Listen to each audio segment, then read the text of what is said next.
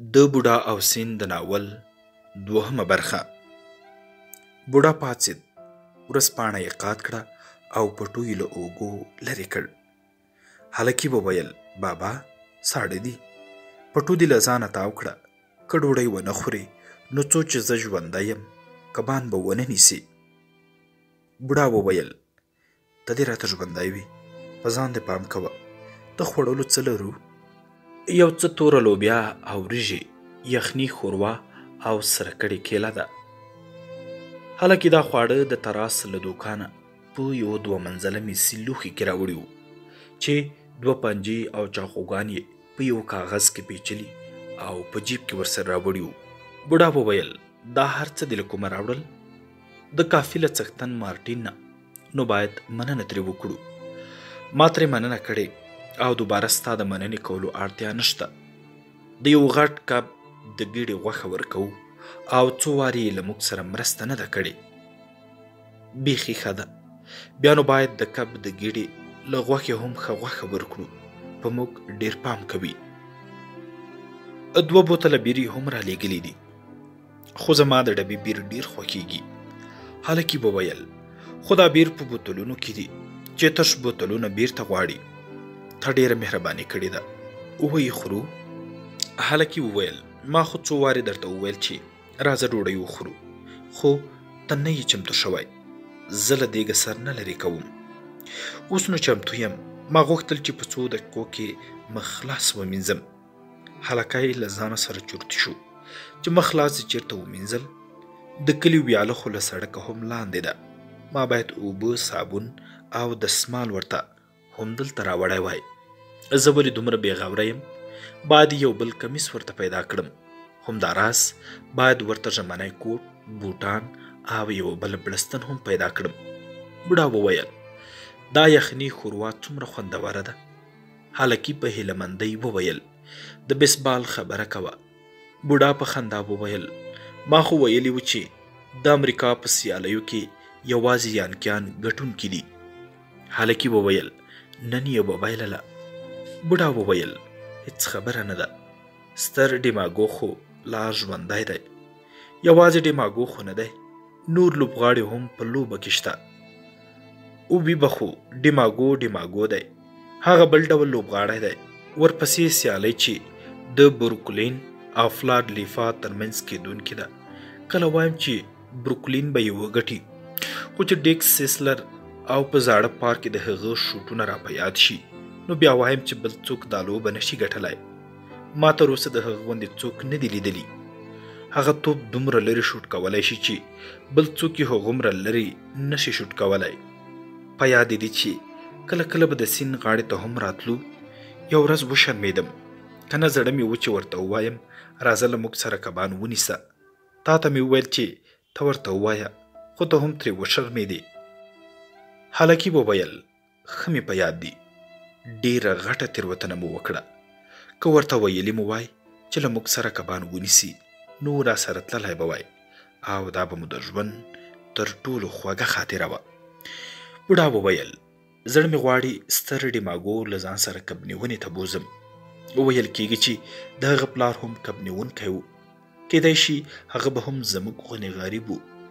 بلنه به یې منلې وای، خو د سیسلر پلار دومره غریب و چې د تر مرګه په لوبډلو کې لوبې کولې.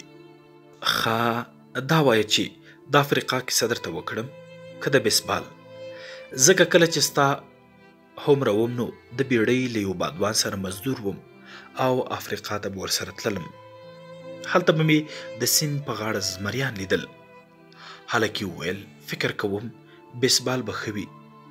د ستر جان جي ماک ګراو کیسه راته وکړه. پخوا به چې ماک ګراو کله تراس کافي ته هم راتلو، خو ډېر بدخویه او تریخ سړی و. چې کله یې شراب څښلي و نو یوه دوه نه ورسره کېده. غوسهناک، بې ادبه او سخت زړی به شو. هم به د آسونو غم ورسره و او هم به د بیسبال په فکر کې و. د مشهورو آسونو د نومونو لیست به یې تل په جیب کې و. د اس سورلۍ یې ډېره خوښېده. اکثره وخت به یې په ټلیفون د اس په اړه خبرې کولې. هلکي وویل: ما ګراو ډېر ستر مدیر و. پلار مې ویل چې هغه تر ټولو ستره دی. بوډا وویل ځکه چې ما ګراو به اکثره وخت دلته راتلو. دا خو طبیعي ده. که لوبغاړی د وروچر دلته هر کال راغلی وای نو پلار به دې بیا ویل چې یاره د وروچر تر ټولو ستر مدیر دی. هلک ښه نو څوک تر ټولو ستر مدیر دی؟ لوک او که مایک کونزالس؟ بوډا ټول یو خیل ستر مدیران دي. هلک او ته تر ټولو ښه کب نیونکی؟ بوډا نه، زه خو ډیر نور پیژنم چې په کب نیونه کې تر ما تکړه دي. هلک یې وویل وي به ښه او تکړه کب نیونکي به ډیر وي خو تا ته نشي رسېدی. ته بې جوړې یې. مننه، ته خو هر وخت غواړې چې ما خوشحاله کړې خو خدای مو دې په داسې کب نه اړوي چې زور مو پرې ونه رسیږي او دواړه دروغجن شو. که ته دومره تکړه یې لکه وایي چې نو په سیند کې داسې کب نشته چې درته ټینګ شي. زه به دومره تکړه یم او یا به نه یم خو د کب نیونې ډیر چلونه مې زده دي او اراده مې لوړه ده. هلک یې وویل زه به لوښي یوسم او ته واړوه. قرار څمله چې سبا ته ښه په دم کې راپاڅې. بوډا وویل ښه ده، شپه په خیر، سبا ته به دې راپاڅوم. هلک یې وویل ته داسې لکه زما د خوب راپاڅولو ساعت. بوډا وویل زما ساعت عمر دی. دا زاړه خلک ولې دومره وختي راویښیږي؟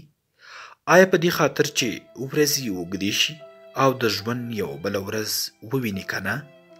هلک یې وویل یاره ډیر معلومات نه لرم خو دومره پوهیږم چې د ځوانۍ خوب دروند او اوږد وي او زاړه زر ویښیږي.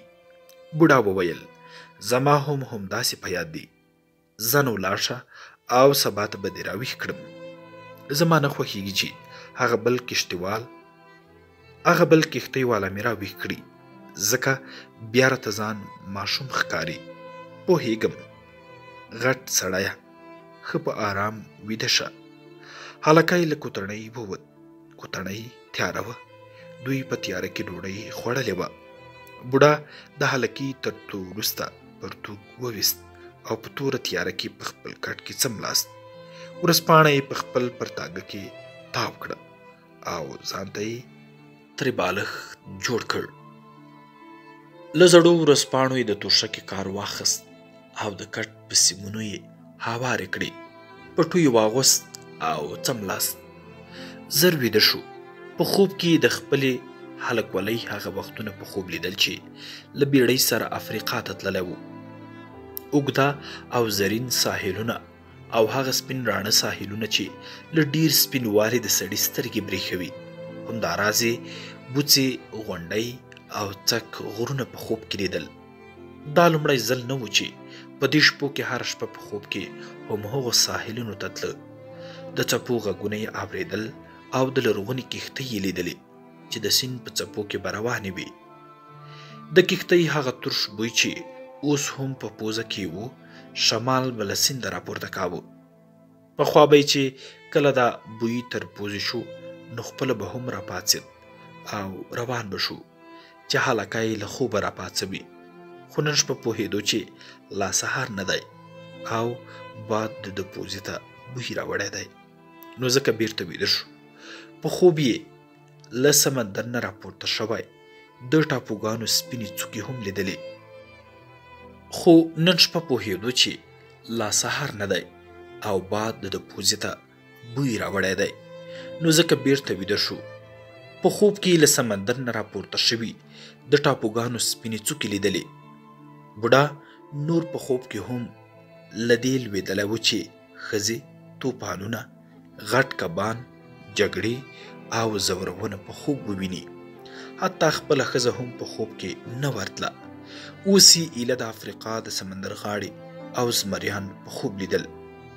زمریانو خپلو کې سره داسې لوبې کولې لکه پیشوګانې او په سړي دومره ګرانو لکه د ده همدم هلکی. هلکی یې هېڅکله هم په خوب کې نه لیده. له خوبه راپاڅېد. د کوټې له دروازې سپوږمۍ ته وکتل. پرتوګ یې راواخیست او وایې غوست. له کوټنۍ د باندې متیازې وکړې او بیا په سړک مخ په بره روان شو چې هلک راویښ کړي. سهارنۍ یخنۍ لړزاوه خو پوهېده چې په همدې لړزېدو به ګرم شي او ډېر ژر به په کښتۍ چلولو مصروف شي. د هلکې د کور دروازه یې بې زنځیره وه.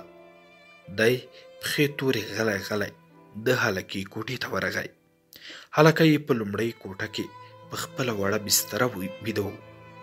د سپوږمۍ رڼا د کړکۍ له لارې راغلې وه او د هلکې پر مخ خوره وه. بوډا د هلکې په پښه لاس کېښود. تر هغې چې هلکه یې په بل اړخ واوښت، سترګې یې وغړولې او بوډا ته یې وکتل. بوډا ورته مسکی شو. هلکې د کټ څنګ ته له څوکۍ نه خپل پرتوګ راواخیست او په ملاست یې په خپله بړستن کې واغوست.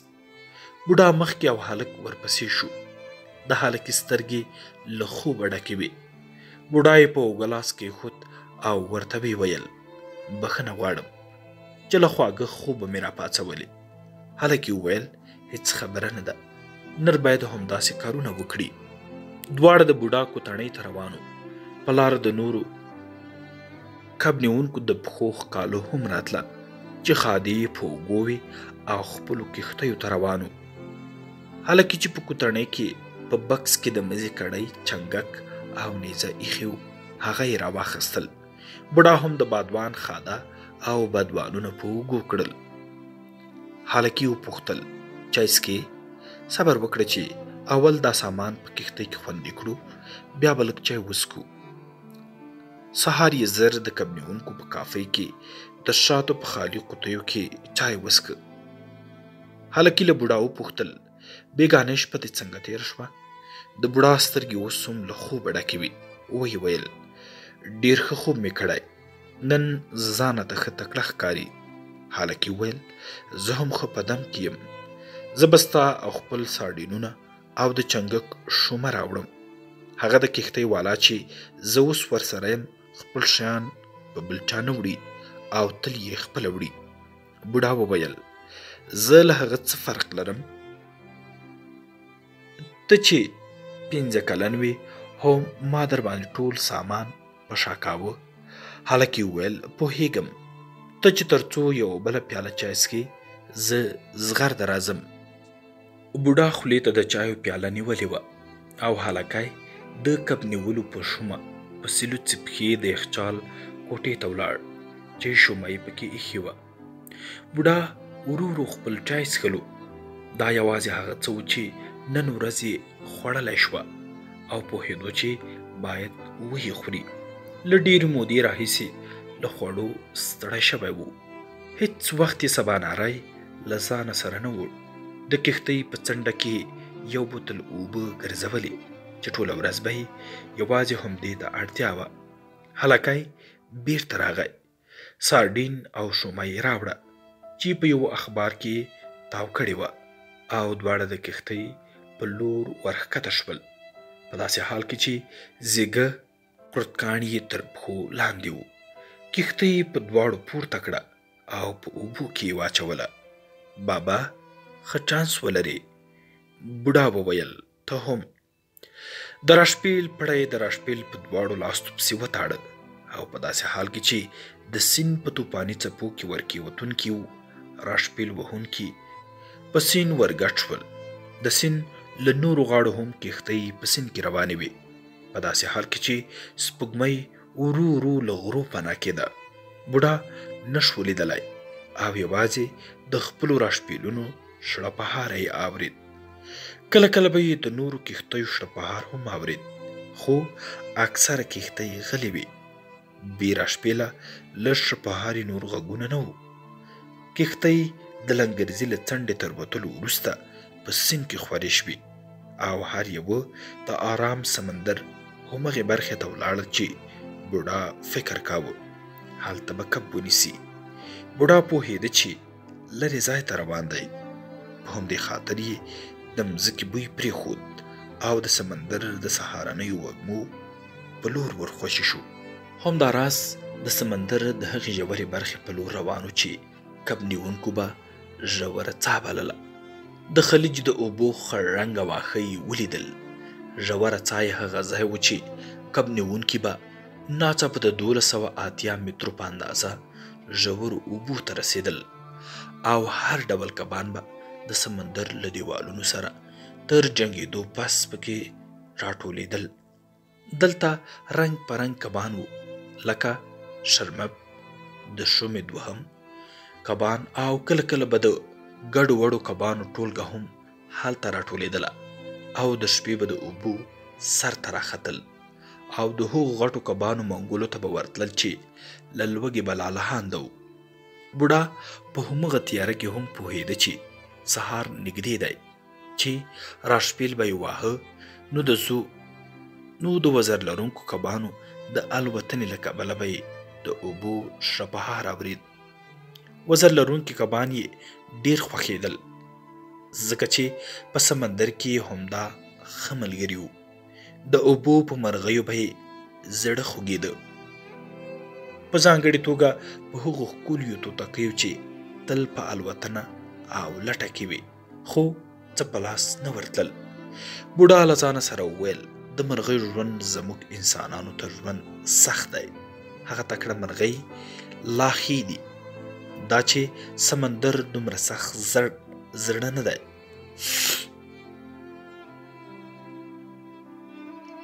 وزر لرونکي کبان یې ډېر خوښېدل، ځکه چې په سمندر کې همدا ښه ملګري وو. د اوبو په مرغیو به یې زړه خوږېده، په ځانګړې توګه په هغو ښکلیو توتکیو چې تل په الوتنه او لټه کې وي، خو څه په لاس نه ورتلل. بوډا له ځانه سره وویل، د مرغۍ ژوند زموږ انسانانو تر ژوند سخت دی. هغه تکړه مرغۍ یې لا ښې دي، دا چې سمندر دومره سخت زړی دی، نو دا نازکې او ښکلي توتکۍ ولې پیدا شوي دي؟ سمندر اکثره وخت مهربان او ښکلی وي، خو کولی شي سخت زړی شي او کله کله ناڅاپه په غوسه شي. دا مرغۍ چې خپلې وړې مښوکې په اوبو منډي او بیا جګېږي، د سمندر قهر ته ډېرې نازکې پیدا شوي دي. بوډا به تل سیند ته فکر وړی و، او لامار لغت به یې را په زړه شو. هسپانویان هغه وخت سیند ته لامار وایي چې سیند یې خوښ شي. په سیند مینان کله کله سیند غندي، خو داسې په مینه یې غندي لکه څوک چې له نازه د ښځې بد وایي.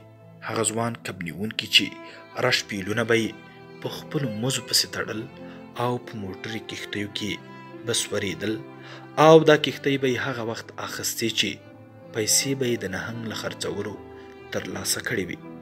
هغوی به سیند ته المار ویل. المار یې نارینه دي.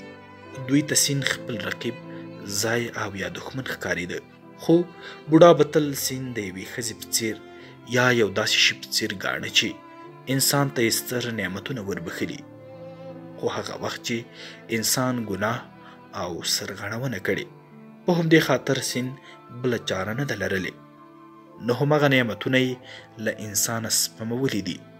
بوډا به له ځانه سره ویل، سپوږمۍ په سیند داسې اغیز لري لکه په ښځه چې لري. راشپیل یې پرله پسې واهه او کښتۍ یې بیوله. په ډېر زور یې نه واهه، ځکه چې سرعت یې زیاتوي، او کمولو نه، ځکه چې بې له څو ګرداونو د آرام سمندر سطحه هم آرامه وه. 3 برخې کار یې د اوبو جریان ته پرېښی و. کله چې رڼا شوه، نو بوډا پوه شو چې په همدې وخت کې دومره تیز مزل کړی چې تمه یې نه وه. له ځانه سره یې وویل، تېره اونۍ مې د دریاب په ژورو څاګانو کې ډېر لټون وکړ، خو هېڅ شی په لاس رانغلو. نن هغه څاګانې لټوم چې د بونیټا او البارکو ډلې ډلې کبان پکې راټولېږي.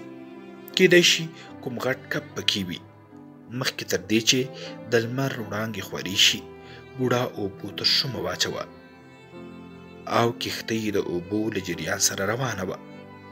یوه شومه یې تر 80 مترو ژوره تللې وه، درېیمه شومه یې 130 متره، درېیمه او څلورمه یې د سیند په نیلي اوبو کې ډوبې وې.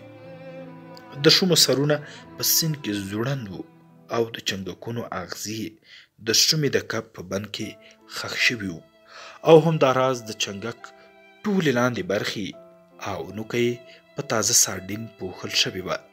هار سارډین د هغه د سترګو له سیورو څخه په چنګک پورې داسې تړل شوی و چې یوه اوسپنیزه برخه یې په خټو وه. د چنګک داسې ځای نه و چې غټ کب یې وڅکي. ښه خوند او مزه یې احساس کړي. حالکه دوه واړه کبان تون یا البارکور ورکړي وو، لکه دوه د سر په ګولۍ د مزي په وروستۍ برخه پورې ځوړند وو. د څلورو واړو چنګکونو مزي هم هر یو لکه خچه ګوته وه. د مزو په پاس سر کې دوه شنه لرګي تړلي وو چې د مزي حرکت یې ښوده. که کوم کب به په چنګک کې نښتی وو، مزی به په اوبو کې ډوبېده او شین لرګی به هم ورسره ډوب شو، او که نه نو د اوبو په مخ به پروت و. په نورو برخو پسې هم دوه واړه کبان چې یو ژیړ او بل اسماني وو ځوړند وو، چې تر دې وړاندې هم ترې استفاده شوې وه، خو اوس بیا هم ترې کار اخیستل کېدلی شو چې سارډینونه هغوی ته ښه بوی ورکړي او کبان یې ځان ته ورجلبولی شي. د کب نیونې مزی چې پر پیړوالي یې د پنسل په اندازه و، په شنه رنګه لرګي پسې داسې تاو شوی و چې څنګه به شومې لږ ټکان وخوړ نو لرګی به په اوبو کې ډوبېده. هر مزی کړۍ لرلې چې دوه مزي په اوبو کې څو اویا چنده ډوب وو، او ورسه نورې کړۍ یې په لاس کې نیول شوې وې چې که چېرته به پکې کب ونښت نو د اړتیا په وخت کې تر 600 مترو پورې ورخوشي کېدلی شي. بوډا وویل چې کښتۍ ته نږدې 3 تش لرګي ورو ورو په اوبو کې ډوبېږي، او د دې لپاره چې مزی په اوبو کې نیغ ښکته او پورته تګ لپاره برابر وساتي، نو راشپیل یې په اوبو کې نرم خوځاوه. اوس نو ښه رڼا شوه. لمر څرک نږدې و. د لمر ذرې په سیند راپورته شوې. بوډا وکړه شو هغه نورې کښتۍ هم وویني چې نیمې په اوبو کې ډوبې وي. راشپیلونه یې وهل، د اوبو په څپو کې خورې ورې وي. اوس نو لمر ښه ځلېدونکی او وړانګې یې په سیند غوړولې وې. بوډا اوبو ته نه کتل ځکه چې لمر یې سترګې برېښولې. سر یې کوز کړی و او راشپیل یې واهه. سر یې اوبو ته ټیټ کړ او ورته ځیر شو. کب نیونکي مزي ولیدل چې یو یې د اوبو په توره برخه کې ډوب و. مزی به یې د اوبو په همهغه توره برخه کې تر ټولو کب نیونکي ښه او سم نیوه. شومه د هغه کبانو په تمه وه چې په شڼهار به له هغه ځایه تېرېدل. نورو کب نیونکو به مزی د اوبو جریان ته سپاره. کله به یې مزی 100 مترۍ کې و، خو دوی به فکر کاوه چې 200 متره ډوب دی. بوډا فکر وکړ زه خو مزی ښه سم او کلک نیسم، یوازې زه یم چې بخت را سره یاري نه کوي. خو په دې څوک پوهیږي، کیدای شي نن بل خیال شي. هره ورځ نوې ورځ ده، ښه به وي چې بخت را سره یاري وکړي، خو زه باید هوښیار واوسم که بخت بیرته راشي چې ورته تیار یم. له لمر ختلو 2 ساعته تېر شوي وو. لمر دومره پاس راغلی و چې که بوډا په ختیځ ته کتل نو سترګې به یې نه برېښولې. یوازې 3 کښتۍ تر سترګو کېدې چې هغه هم ساحل ته ډېرې نږدې وي.